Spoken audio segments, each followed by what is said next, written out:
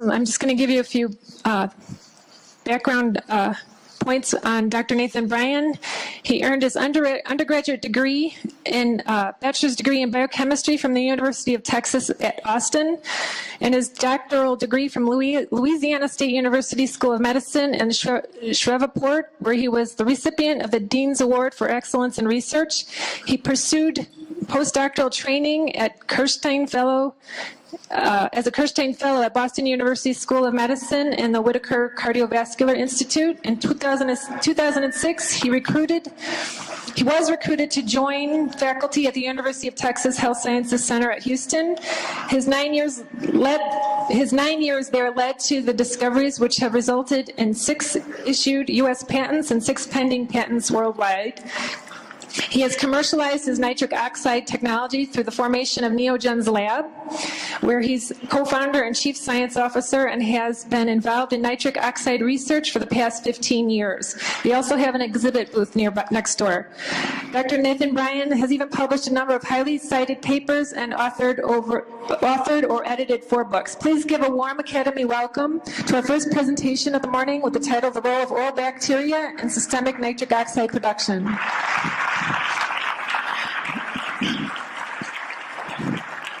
Thank you. Well, good morning. It's truly an honor to be here and to speak before you today. So my objectives are really clear. And so over the next hour, I'm going to be telling you really spending 15 years in basic science research and trying to condense that down into about a 50-minute talk. But really my objectives are to convince you as dentists that you're probably the most important people for treating chronic disease. We've got a number of sick people walking around, and until you clean up oral infections and get these toxins out of patients, there's no way they can get better. But I'm going to educate you on how the human body makes nitric oxide so you can begin to understand perhaps patients that present that you wouldn't otherwise make a causal relationship between their clinical presentations and the role of nitric oxide in the human body. And I'm also going to reveal to you the mechanism of action of this well-known oral systemic leak, the fact that people with periodontal disease or poor oral hygiene have a higher incidence of heart attack and stroke and really all-cause mortality through the production or disruption of nitric oxide. And then I'm going to provide you with proven science, product technology to help your patients. In the spirit of this continuing medical education, I will not mention any products by name. I don't have financial interest in the products in my talk or a company offering grant monies for this continuing dental and medical education program. But I also have to disclose to you that as was revealed earlier, that I'm the founder and chief science officer of Neogen's Labs. I receive royalties on these patents from the University of Texas and a stock owner advisor for Sage Pharmaceutical, which I'm not going to discuss that today. But as faculty and management of conflicts of interest to the university, I have to make that disclosure. But I want to start with this simple principle that a man is as old as his arteries. And this goes back to many centuries ago.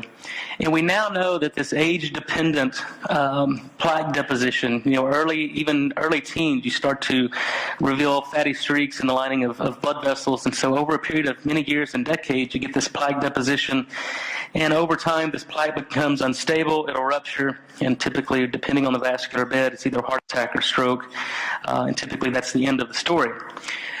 Through innovations in diagnostic, we have these biomarkers that can tell us at what stage of vascular disease a patient may be based on these circulating biomarkers.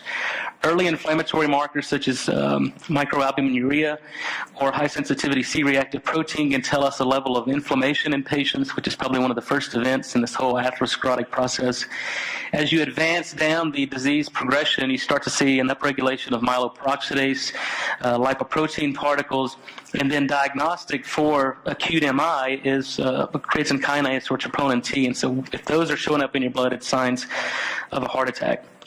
Fortunately, we've been able to assess functional nitric oxide production along the vascular tree at these different stages of vascular disease. So when we lose about 10 to 12% of our nitric oxide per decade, and it's really recognized as the earliest event in the onset and progression of cardiovascular disease.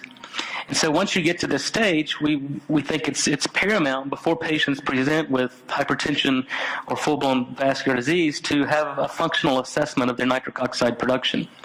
And then hopefully by the end of this hour, you will begin to recognize how to safely and effectively restore vascular nitric oxide production and then prevent this whole sequela of cardiovascular events.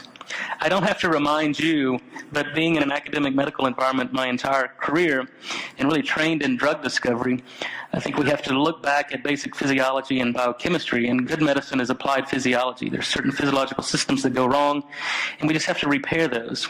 And I think it's safe to say that bad medicine is applied pharmacology, which unfortunately is the paradigm we live in Western medicine. So I'm going to spend the next 45 minutes talking about this single molecule nitric oxide. I've spent my entire academic career studying this one molecule, and I think with good reason, because it's now recognized as one of the most important molecules produced in the human body. The challenges in basic science and even translational medicine is to develop safe and effective nitric oxide therapeutics, because nitric oxide is a gas. So it diffuses in 3 dimensions. It has a half-life of less than 1 second. So developing safe and effective nitric oxide therapies or drugs has been very challenging. And so I'm going to take you through some of the basic science studies we've published. And I'll warn you, we're going to get into some really complicated biochemistry. But I ask you to bear with me because I will bring you back into it, and don't get lost in the complexity of it. But I do this because I think it's very important for you guys as clinicians and really on the front lines of medicine to be able to understand how the human body makes nitric oxide, how these discoveries have transformed our thinking about how the body makes nitric oxide, and then also be able to then employ safe and effective strategies to understand this and get your patients well again. And it'll probably bring back some nightmares from undergraduate biochemistry, but again, bear with me. And so with over 150,000 papers published in the nitric oxide field, it's involved in every biological function. When I started in this field in 1999, a year after the Nobel Prize was awarded, there were about 30,000 papers published in the field. Now over 150,000. And it's really recognized as a critical important molecule in the cardiovascular system. And I'll take you through that schematic here shortly. But it's also a neurotransmitter in the central nervous system. It's critically important in regenerative medicine. It's the requisite signal that tells our stem cells to mobilize and differentiate and to repair tissue. It's critically important in the urogenital tract. It's the molecule responsible for sexual function, erections in both men and women. And in fact, sexual dysfunction is really one of the earliest presentations of insufficient nitric oxide production. As I mentioned, the Nobel Prize in Physiology was awarded in 1998 to these 3 U.S. scientists. Fred Murad had discovered in 1977 that drugs like nitroglycerin that had been used for about 150 years prior to the 70s for the treatment of acute angina worked because these drugs were metabolized into nitric oxide. So when nitric oxide is produced, it dilates the coronary arteries and relieves this ischemic pain that's called angina. In 1980, Bob Furchgott discovered that our endothelial cells makes a substance that makes blood vessels dilate. He didn't know what this was, so in his 1980 Nature paper, he termed this endothelium-derived relaxing factor. So the name itself implies what it does, but nobody knew what EDRF was. And then Lou Ignarro, 7 years later in 1987, discovered that EDRF is nitric oxide. And so whether you give nitric oxide as from an exogenous source such as organic nitrates, or you stimulate endogenous nitric oxide production, dilates blood vessels, improves perfusion, reduces blood pressure, and really elicits this extremely cardioprotective phenotype. I've been fortunate to work with all 3 of these giants in the field. Bob Furchgott since passed away, but it was Fred who recruited me to faculty at University of Texas Medical School back in 2005. And I'll take you through, again, some of these studies that we published together. And then Lou Ignarro has written the foreword to a couple of my textbooks. This was the front page of the New York Times the day the Nobel Prize was awarded by Val Fuster, that the discovery of nitric oxide and its function is one of the most important in the history of cardiovascular medicine. And for years we've thought this, but I show you this because I think you can't overemphasize the importance nitric oxide has on the cardiovascular system, the cardiopulmonary system. So this was a paper published by a good friend and colleague last year by Jonathan Stammer. So what this study told us unequivocally is that nitric oxide is critically important and required for oxygen transport and delivery to the periphery. So nitric oxide can bind to hemoglobin, a critical cysteine residue on hemoglobin, and if there's no nitric oxide bound to that hemoglobin, then oxygen can't be delivered from hemoglobin to the periphery. So it's critically important in this R to T state transition that delivers oxygen to the capillaries, picks up carbon dioxide, and involved in the cardiopulmonary system. So really the pulmonary system is a three-gas system. It's oxygen delivery, CO2 uptake, but also nitric oxide required for the delivery of that oxygen to the periphery. And I just want to take you through the functional schematic of how nitric oxide is produced. So the most potent agonist is shear stress. So when we begin to exercise, that's why exercise is cardioprotective, that it stimulates this enzyme, nitric oxide synthase. This enzyme converts arginine to nitric oxide. As I mentioned, nitric oxide is a gas, so part of it diffuses into the lumen of the blood vessel, which will be here. It interacts with platelets, monocytes, neutrophils, and prevents these white blood cells and platelets from sticking to one another. But part of it also diffuses into this underlying smooth muscle, where it activates an enzyme that Fred Murat had worked on for a number of years called guanylyl cyclase. And then this enzyme produces cyclic GMP. Again, don't get bored down into the details, but I show you this because some of you are familiar with this pathway. You just don't know mechanistically how it's working. Because PD5 inhibitors, such as Viagra, Cialis, and Levitra, prevent the breakdown of cyclic GMP. And that's why they're warned against 4-hour erections. That's why you're warned against the 45-second commercial is filled with 40 seconds of disclaimers. Because if you're taking an organic nitrate, then you can get systemic vasodilation, you'll pass out. But the interesting thing about these drugs is that they only work in 50% of the men in which they're prescribed. So multi-billion-dollar-a-year drug only works in 50% of the patients. And the reason for that is that without any cyclic GMP produced, these drugs have no substrate to work on. And so without nitric oxide produced, there's no cyclic GMP. So the root cause of erectile dysfunction is insufficient nitric oxide production, not overactivity of a phosphodiesterase enzyme. So my focus for the past 15 years has been, how do we fix this? Because if we fix this here, we fix this enzyme and give the body nitric oxide, it will always respond. And so really when you do that, you get to the root of the problem. And this just shows you a schematic of patients with angina. You can see the occluded coronary artery. If you give transdermal nitroglycerin, that it releases nitric oxide, dilates the blood vessel, and mechanistically that's how it works. So the fundamental question we asked over 15 years ago is, how do we control and regulate nitric oxide production? Because once we understood this, then we can begin to delve into individual patients, figure out what goes wrong in these patients, and then fix it. And this is the complexity that I talk about, because for years people thought, well, I can just give my patients L-arginine because it's a precursor to nitric oxide. Well, that's fine in young, healthy individuals with a good endothelial function. But this is the most complex reaction in the human body. This is what we call a 5-electron oxidation of this guanidino nitrogen. And through a multi-step oxidation reaction generates nitric oxide. But it's the only human enzyme known to require 8 different cofactors and substrates, from oxygen, glutathione, tetrahydrobiopterins, flavin-dependent cofactors. So if any of these become oxidized, the enzyme becomes uncoupled. And if you give arginine to a patient with an uncoupled nitric oxide synthase enzyme, you actually stimulate superoxide production instead of nitric oxide production. There's a number of clinical trials out there now showing that high-dose L-arginine in PAD patients and post-infarct patients actually causes more harm than good. So this was a very naive and perhaps dangerous strategy early on before people realized what goes wrong in the enzyme that makes nitric oxide.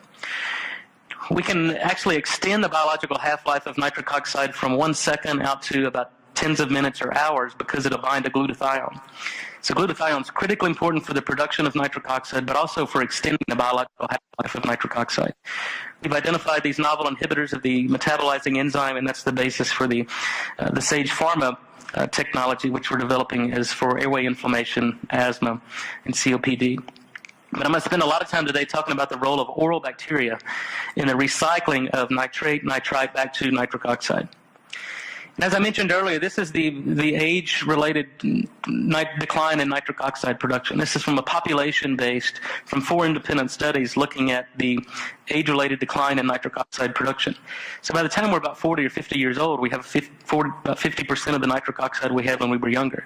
So no wonder about the age of 40 we start to feel the effects of aging. We don't perform as well in the athletic field, the boardroom, or even the bedroom. And then you see that premenopausal women are a little bit more protected hindered in terms of their nitric oxide production because of the positive effects of estrogen on stimulating nitric oxide production. But at menopause, they lose these effects and nitric oxide falls precipitously. So our thought over these past decades have been, can we prevent this age-related decline in nitric oxide production?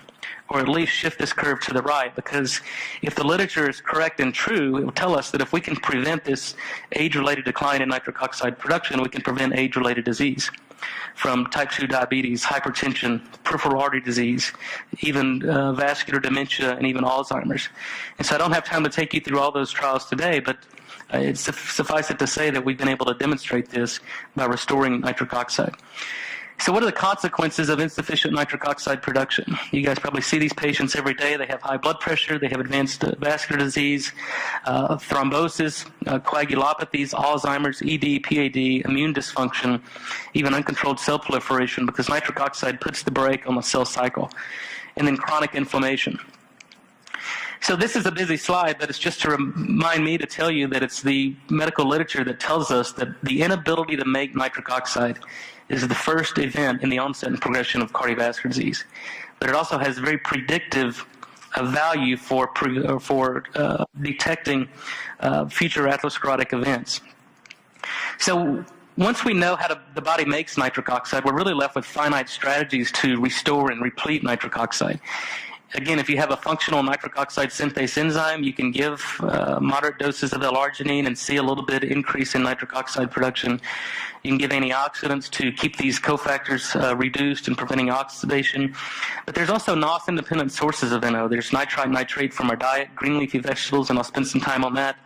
Nitro fatty acids, hybrid drugs, which pharma has been trying to develop for a number of years. But now I want to shift gears and take you through just a couple of papers we published about a decade ago that really changed the way we thought about nitric oxide.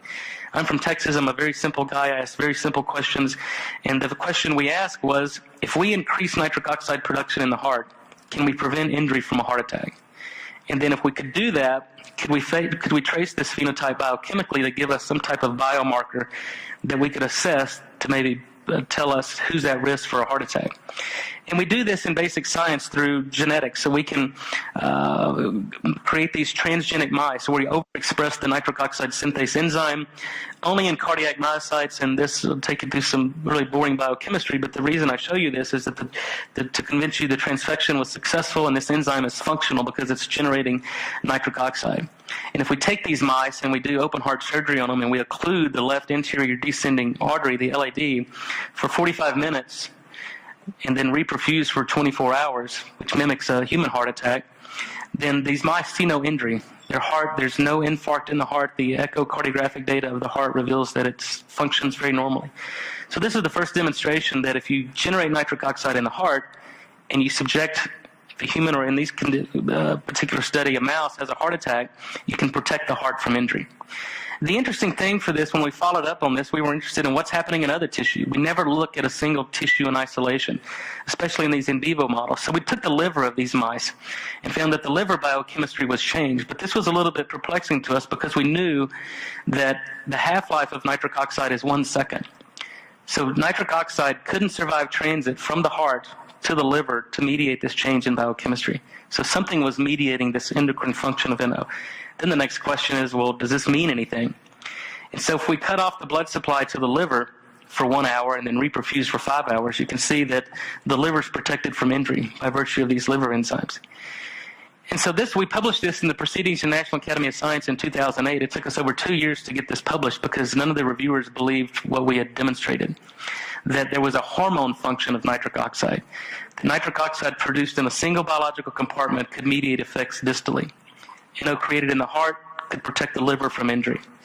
And so understanding that, I knew that all we had to do was generate nitric oxide in a single biological compartment and understand the oral cavity is our most non-invasive, accessible biological compartment. And so if you can generate nitric oxide in the oral cavity, you can protect the heart from injury from heart attack, you can protect the liver from ischemia reperfusion injury. So the interesting thing then was we focused on food because we knew that diet and lifestyle is the most effective way to prevent cardiovascular disease, really all disease.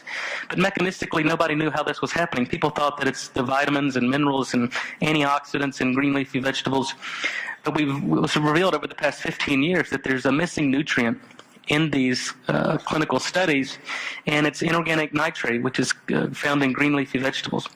And in 1978, it was recognized that our salivary glands concentrate nitrate, inorganic nitrate. And the cancer biologists didn't understand this because they thought that nitrates form nitrosamines and would cause cancer. So why would our body intentionally put nitrate in our salivary glands? Well, about 10 years ago, we discovered that there's oral nitrate-reducing bacteria that reduce salivary nitrate to nitrite. Humans don't have this enzyme, so we're 100% dependent upon oral bacteria.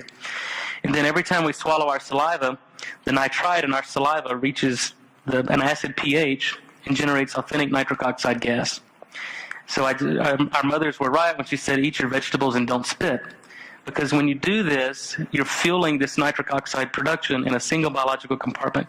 And there's a number of studies out there showing that you can prevent even H. pylori overgrowth, prevent gastric ulcerations from chronic NSAID use, enhance gastric mucosal blood flow simply by fueling this pathway.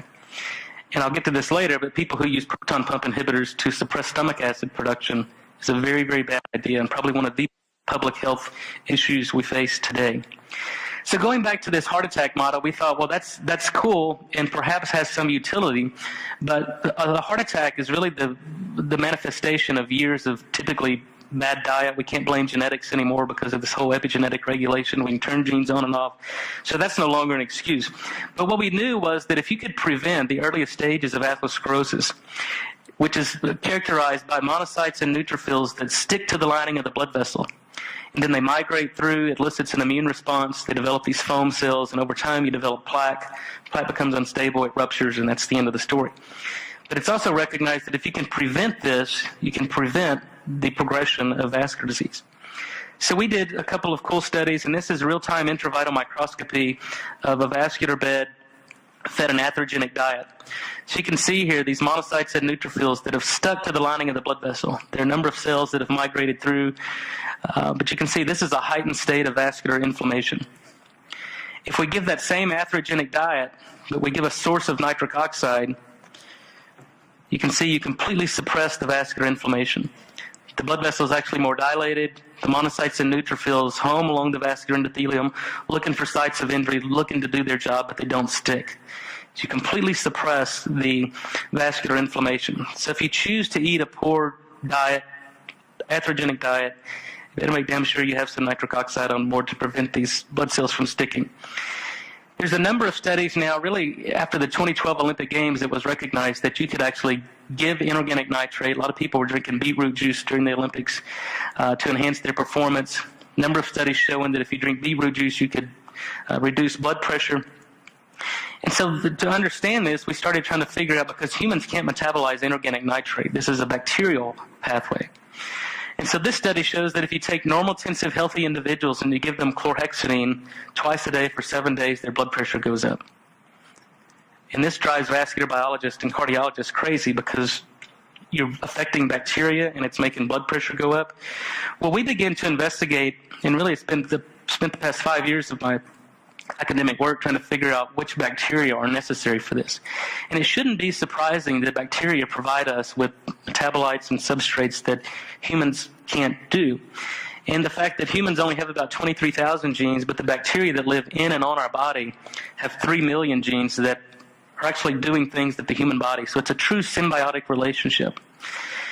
And this is really illustrated in the fact that these bacteria have a nitrate reductase, nitrite reductase, nitric oxide reductase, so they can reduce nitrate all the way down to elemental nitrogen or ammonia. The reverse of this is the basis for fertilizers. You add ammonia or nitrogen, and these bacteria or bugs that live in the root nodules of plants actually fix nitrogen. So these are denitrifying bacteria. So we begin to collect tongue scrapings from people walking around the Texas Medical Center to figure out what's growing in these people's mouth, and then could we correlate certain bacterial communities with steady state blood pressure. And I can't show you all this because there's a number of patents that are in the process of being filed, but this is really shows you the example of the effects of this. So we took a normotensive, this is a dental student at UT Dental School, and put him on chlorhexidine for 7 days. His blood pressure increased 26 millimeters of mercury. And then every day we do tongue scrapings and culture these bacteria, and we're able to correlate the repopulation or recolonization of 1 or 2 bugs with the normalization of blood pressure. So we're really paring down which bugs are necessary and sufficient for maintenance of normal blood pressure. We published we identified probably 15 or 16 of these several years ago, and we published these. But the people that have the right certain populations in microbial communities, these best nitrate reducers is what we call them, have lower blood pressure. People that are worse reducers have higher blood pressure. So we think we can use this as a diagnostic for putting people, maybe an additional risk factor for cardiovascular disease. And again, going back to, and we're also uncovering that people with periodontal disease or gingivitis, even though it's a different surface in a different community, these gingival bugs are affecting the bugs in the crypts of the tongue, which is what we're interested in. So I think with disrupting these bacteria, either through poor oral hygiene or too good oral hygiene by using mouthwash every day, you begin to disrupt these bacteria, affect nitric oxide production, and you're at risk for cardiovascular disease. So just as in the nitric oxide synthase pathway, you can disrupt this. I think a strong argument could be made that we're a nitrate-deficient society. We don't eat enough green leafy vegetables. The transporter's been identified. People with solid disease lack this, insufficient saliva production, the lack of oral bacteria. Even we're finding that the use of antibiotics disrupts these communities. Active dental infections and insufficient stomach acid production.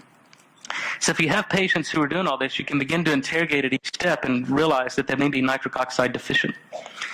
So this just kind of hammers home the idea that absence of these bacteria may be a new risk factor for cardiovascular disease. We're trying to develop these rapid diagnostics through tongue scrapings to figure out which people may or may not have these. I think use of antiseptic mouthwash, specifically chlorhexidine, is probably a very bad idea. Patients taking PPIs to suppress stomach acid production disrupts this. And in fact, when this paper was published several years ago, that acid reflux drugs may cause heart disease. People who have been on PPIs for 3 to 5 years have a 30% higher incidence of heart attack and stroke because it's disrupting nitric oxide production. I'm going to move quickly through diabetes because I want you to understand the importance of nitric oxide in type 2 insulin-resistant diabetes. We've known for a number of years that once patients get diabetes, it suppresses nitric oxide production. And people don't die from diabetes. They die from the vascular complications of diabetes and through the disruption of nitric oxide production. When you knock out the nitric oxide synthase gene in mice, they develop type 2 diabetes. So this was the indication telling us that perhaps loss of nitric oxide production leads to insulin resistance type 2 diabetes. So you have this perpetual cycle. And I'll go quickly through this, but the purpose of this is to show you that if you take these eNOS-deficient mice and you simply give them inorganic nitrate in their drinking water at levels that a human could consume through inclusion of more green leafy vegetables, you can see they gain less weight even though they're eating the same amount of food, about 50% less of visceral fat deposition. Glucose tolerance improves, hemoglobin A1C reduces by 50%, the ratio of proinsulin to insulin improves, and you get better management of blood pressure. So it appears that you can overcome an enzymopathy, a lack of nitric oxide synthase enzyme, simply by giving inorganic nitrate through the drinking water. Now that was an important observational study, but it didn't tell us mechanistically how this is happening. And I'm a biochemist by training, so I'm interested in exactly where in this pathway is nitric oxide affecting glucose uptake. And so you can see here, this is actually complicated, but it's really a simplified schematic, that when insulin binds to the insulin receptor, it activates these kinases, and then these will phosphorylate nitric oxide synthase enzyme, make nitric oxide. But in the literature at that time, it didn't tell us how that was affecting glucose uptake. So we engineered some cells that had green fluorescent protein, so we could actually look at the fluorescence of these individual cells that were tagged to GLUT4 and see what's happening to GLUT4. And so I don't know if the lighting will allow, but you can see here if you stimulate with NO bound to glutathione, you can see that the periphery of these cells start to light up. So GLUT4 is a cytosolic protein. When you stimulate it with nitric oxide, it goes to the membrane, binds glucose, and enhances glucose uptake. So in diabetics, if the enzyme doesn't work, it can't make nitric oxide. GLUT4 never gets the signal, so you develop type 2 insulin-resistant diabetes.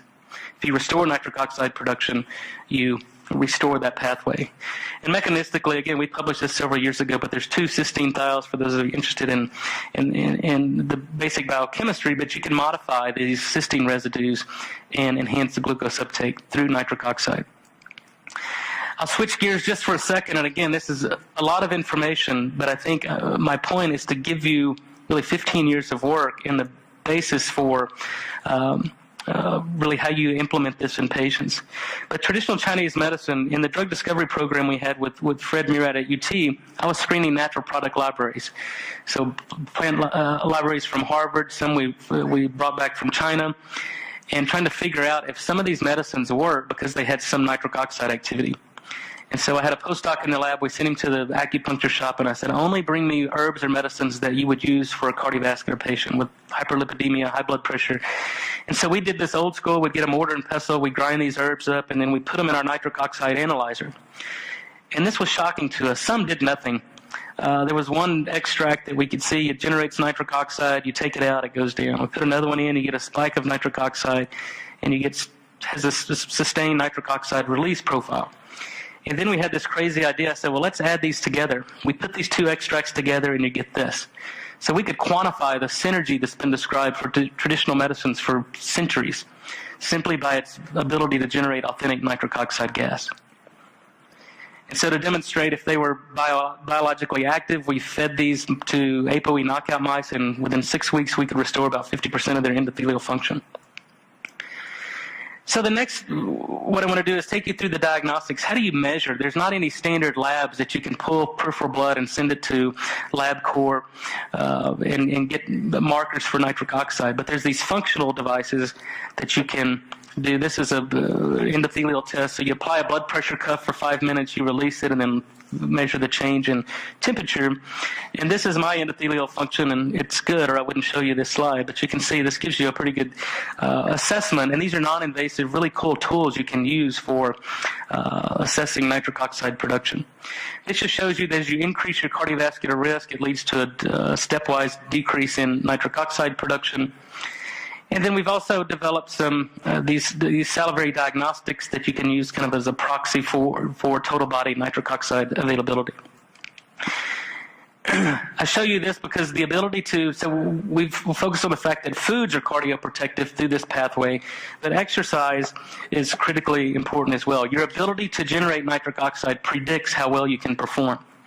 So no wonder these Olympic athletes were drinking beetroot juice to enhance their nitric oxide production, because mechanistically it improves blood flow and perfusion to working skeletal muscle.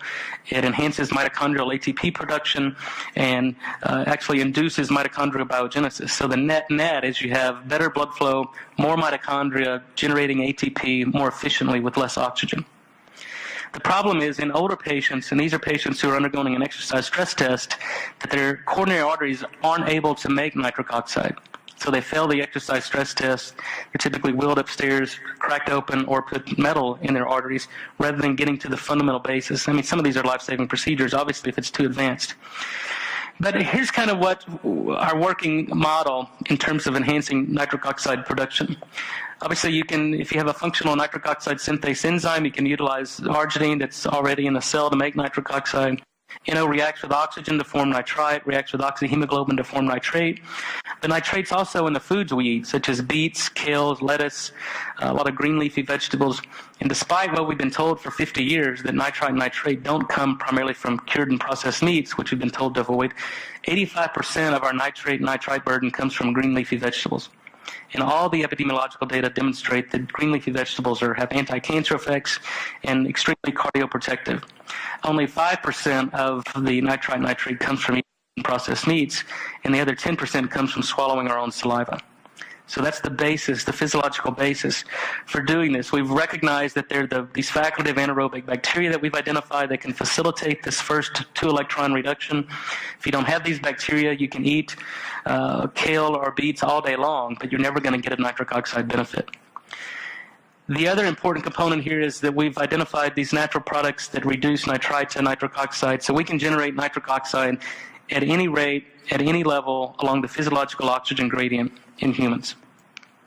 And I'm going to take you through 4 or 5 clinical trials, and I'm going to sum this up and bring it all back together for you as practitioners on how you can implement these findings in your practice. But I want to remind you that we really don't have to be that good at lowering blood pressure to reduce the incidence of heart attack and stroke, because just a 5 millimeter reduction reduces the risk of stroke by 34% and ischemic heart disease by 21%.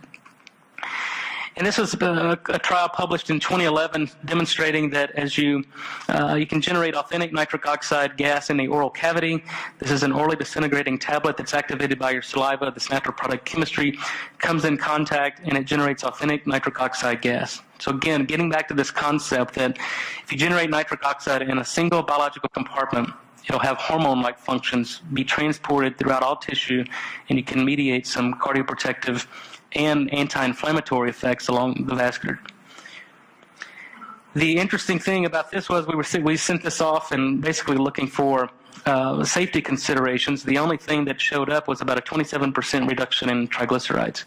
So in patients who have triglycerides greater than 150, 30 days of nitric oxide therapy would reduce their triglycerides by 27%. Highly significant effect on triglycerides. No effect on cholesterol or LDL and HDL, which I think is important because we're beginning to realize that cholesterol was never our enemy.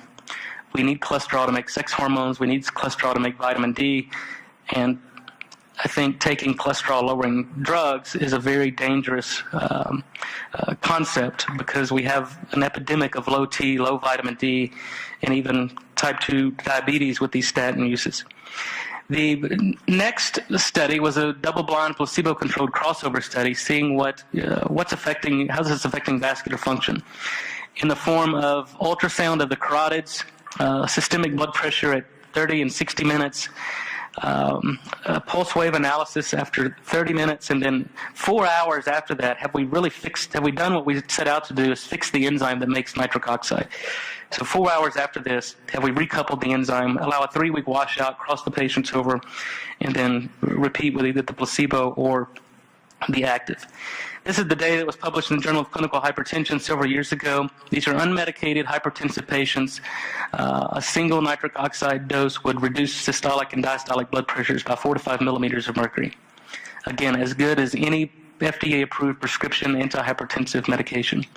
And then 4 hours later, you see about a 15% improvement in endothelial function. So again, demonstrating that we've actually recoupled that enzyme, and that enzyme can actually now utilize arginine to make nitric oxide and dilate the blood vessel. The interesting thing, and I think probably perhaps one of the most important in terms of safety considerations, is that the higher the blood pressure, the bigger the effect. If you have normal blood pressure or low blood pressure, there's no further reduction in blood pressure. And this is what has led to, I think, unsuccessful therapies, because if you give nitric oxide the way that Big Pharma wants to do this, it leads to systemic vasodilation. People get low blood pressure, orthostatic hypotension, and syncope, and they actually pass out. So this, I think, is delivering physiological amounts of nitric oxide through this endocrine effects. And then if we look at the left common carotid, you can see baseline internal diameter of about 0.52 centimeters. 10 minutes later, the blood vessels dilated to about 0.6 centimeters. And if you employ Poiseuille's law, which is the simple laws of hemodynamics, this 13% increase in blood vessel diameter translates into a 34% increase in blood flow. So no wonder vascular dementia patients begin to improve their cognition, and because they're perfusing certain regions of the brain, in this particular case, by restoration of nitric oxide production.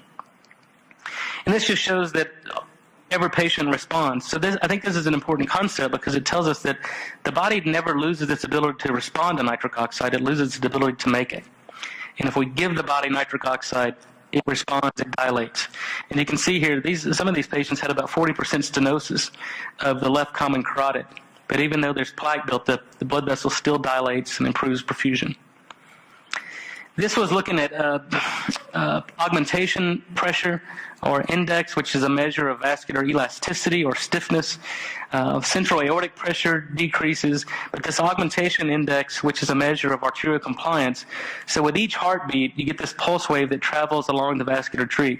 If you have stiff arteries, this pulse wave travels real fast. If you've got soft, compliant, flexible arteries, it dampens this wave with every heartbeat, and it's protective. And so we see about a 60% improvement in augmentation pressure within 30 minutes. The next trial was in prehypertension, and this is an untreatable condition. It's recognized that 1 out of 3 people have full-blown clinical hypertension in the U.S., and 1 out of 3 people have prehypertension. So 2 out of 3 people, or probably 300 or 400 million people in the U.S., have prehypertension or hypertension. For prehypertension, you're told to lower your sodium intake, change your diet, get moderate physical exercise, but compliance is an issue. Who wants to do that? So in 6 months, typically 95% of these prehypertensive patients become hypertensive. So we thought, can we reverse that trend? And the data demonstrate that we can very effectively reduce that trend. So within 30 days, we took 100% of prehypertensive patients and made them normotensive. The degree of that reduction was in 30 days, we reduced systolic blood pressure by 12 millimeters of mercury, diastolic blood pressure 6 millimeters of mercury. No change in heart rate. 6-minute walk test, the patients on the actives actually were able to walk significantly further, indicating an improvement in the functional capacity of the heart. And then these quality of life questionnaires demonstrated that they felt better both from a mental and physical composite score. This is brand new data that was just published about a month ago, but this is by Ed Lee, an endocrinologist in Orlando, who took patients who have had stable carotid plaque for 3 years. The only thing he did differently was put them on some nitric oxide technology and then brought them back 6 months later. We see about 11% plaque regression in these patients. And if you compare that to aggressive statin therapy, statins can reduce plaque by about 2.5% within 2 to 3 years of aggressive therapy. So 11% regression in 6 months as opposed to 2.5% over 3 years with statins. This is just some cool imagery. You can take patients with Raynaud's syndrome with the cold hands, cold feet, restore nitric oxide, and you start to perfuse the microcirculation. And then I'm going to end with 2 case studies that are extremely near and dear to me. This one is probably the most gratifying thing I've done in my career, because working in the Texas Medical Center, you have the chance to collaborate with a lot of physicians, and there's a group of pediatric patients at Texas Children's Hospital where the world's experts are in these urinary cycle disorders. It's a group of patients who are born without this enzyme, arginosuccinate lyase, and they develop hyperammonemia. And they present, this is part of newborn screening now, but years ago it wasn't. And so these patients would present typically with hyperammonemia that have liver disorders, resistant hypertension. And so the pediatrician at the time contacted me and said, we need help figuring out these patients, because even though we're controlling for the recurrent hyperammonemia through diet and through medication, these patients are still dying of liver function and cirrhosis at 7 or 8 years of age unless they get a transplant. They present with blood clotting disorders, neurological dysfunction that appeared to be independent of the recurrent hyperammonemia, resistant hypertension. They were spilling protein in their urine. And so the question was, is this more than hyperammonemia? And the answer was yes, it's a disruption in nitric oxide production. And I don't have time to take you through the details of this, but we published this in Nature Medicine, mechanistically what's happening in terms of nitric oxide. But this is the pediatric patient that we saw in February of 2010. He presented to Texas Children's, a 15-year-old kid, and he had blood pressure of 180 over 120. He was put in the pediatric intensive care unit, and you can see here he was put on standard antihypertensive medication. But even though he was treated very aggressively, his blood pressure was uncontrolled. We knew at that time it was a nitric oxide problem, so his treating physician gave him isosorbide, which is an organic nitrate similar to nitroglycerin, and his blood pressure responded very nicely. And this kid did really well for about 6 months, and then his blood pressure started creeping back up. And that's common with these organic nitrate drugs, that they're great for acute use, but you can't use these chronically because of tolerance development. About a year to the date, he showed back up at Texas Children's. He was taking 20 milligrams 4 times a day. His blood pressure was 185 over 115 when we saw him. We gave him some nitric oxide, and his blood pressure within 4 hours was 135 over 80. We're now 5 years out. This kid is off all prescription medication. He graduated high school. His left ventricular hypertrophy completely remedied. This was on ABC Headline News, I think, with Barbara Walters. This was a really great success story for this single kid. And these are the, thank you. And these are the nice emails you get from the parents who truly, you've certainly changed their lives. But here the mother talks about him playing chess with his dad. So not only are we affecting his vascular performance and his blood pressure, but his cognition seems to be improving. Here, the mother talks about him just actually beating his dad in chess this night. So hopefully I've convinced you that nitric oxide is critically important, but it's not the end-all, be-all, cure-all. And I think as scientists and probably as many healthcare practitioners in the field, we forget to put the pieces of the puzzle together. We all go to these meetings, we learn something new, but we'd never implement it because you have to restore the physiology.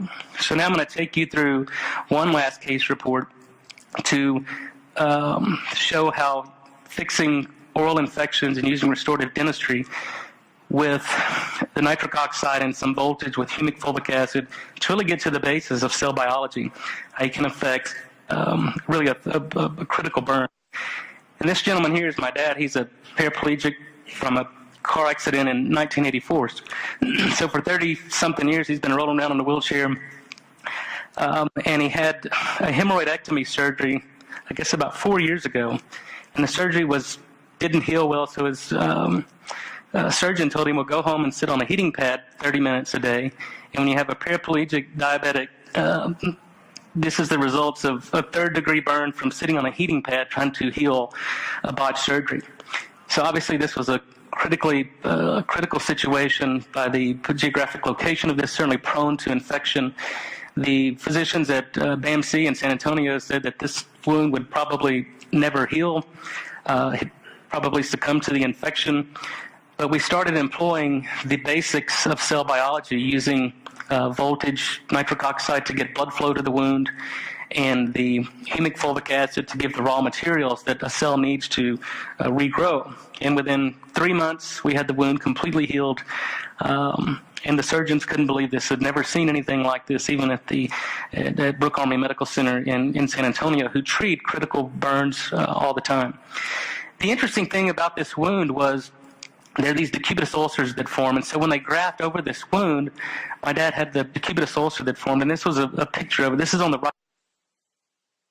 I could fit almost a softball into this wound, and again, the best wound care docs that we went to told us that we could probably never get this wound healed because of all the comorbidities and dad being a diabetic paraplegic. Again, going back to the principles, we used ozone to kill infections, we used humic fulvic acid, we used nitric oxide, we used voltage to get this wound healed, and within 6 months we had this 95% healed. So again, going back to really the direst situations clinically, if we utilize the basic principles of physiology and understanding, and again, it's worth mentioning, my dad had a lot of mercury amalgam fillings in his mouth. He had metal crowns, infected root canals, and so he didn't start healing until we cleaned up his mouth. So let me just end with what I've hoped I've convinced you of, that if you give the body a source of nitric oxide, it will respond.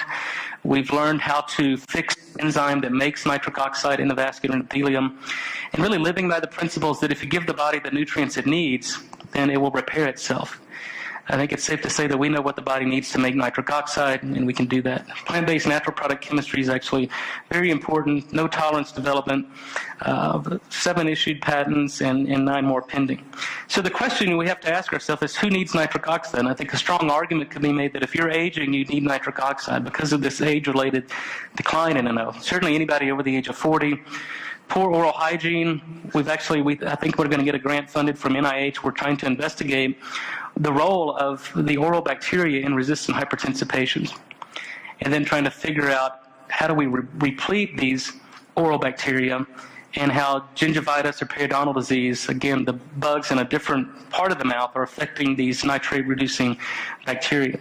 Certainly anybody with circulation issues, diabetics, low energy, sexual dysfunction, and anybody on an acid. So these proton pump inhibitors completely shut down nitric oxide production. So if you can't get your patients off PPIs, you have to give them supplemental nitric oxide to overcome the unintended effects of antacids. Or really anybody interested in disease prevention, because if you can prevent the loss of nitric oxide production, you can prevent a lot of these age-related disease. So just let me conclude that hopefully convince you there are profound effects of nitric oxide on health and disease. Recognizing this early on, before ideally the presentation of symptoms or disease is critical.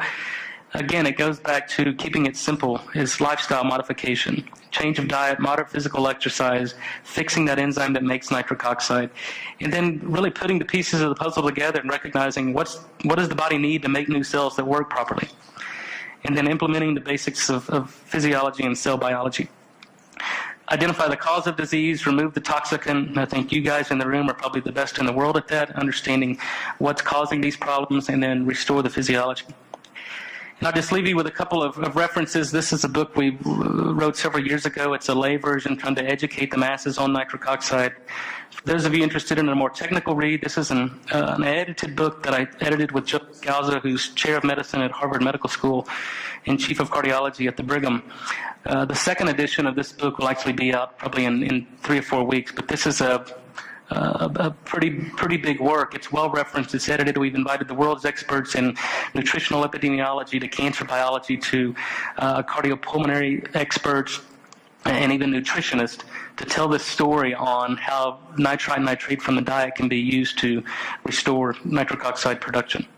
So with that, I think that's the end of my slides. I think we may have time for a few more questions. We're going to have the speakers forum tomorrow. Oh, okay, great. Well, thank you very much. Thank you, Dr. Nathan. We really enjoyed your research.